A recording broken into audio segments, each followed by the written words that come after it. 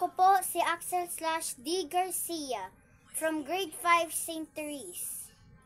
Nag-iisa sa bansang Pilipinas. Pilipinas, pagmamano. Dalawang salita na sa akin tumatak na. Sa musmus na kaisipan, kita ang magandang biyaya. Isang kapuluan sa ganda, ako ay napahanga sa kultura at tradisyon na sa atin ipinamana. Ngunit ano nga ba sa iyo ang nag-iisa? Nag-iisa sa bansang Pilipinas na di dapat mawala sa kultura. Pagmamano ngayon ay para bang binabaliwala na, lalo na ng mga kabataang babad sa social media.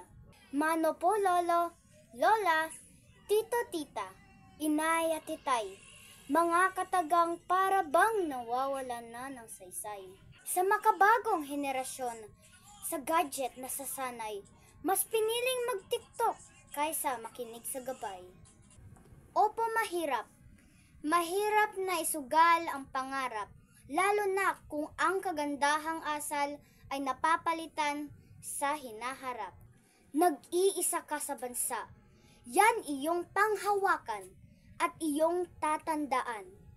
Sa bansang kinamulatan, huwag sanang kalimutan, sa kagandahang loob, sa lupain ilaan.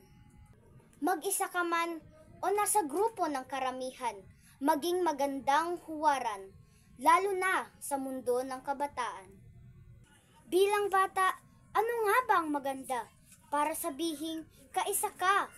Ang sumunod sa uso, ngunit sa landas ay naliligaw ka. Ang magkaroon ng cool na kaibigan, ngunit problema ng masa. O sa simpleng gawi lang, pero ang daming humahanga.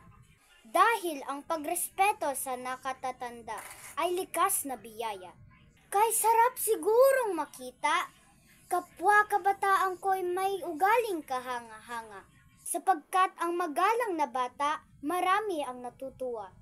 Ang pagpapanatili sa nasimulang magandang halimbawa ay karangalan at maipagmamalaki ng bansa. Ako, bilang anak, kuya at mag-aaral pa, handang ibahagi at ituloy ang nakaugalian na.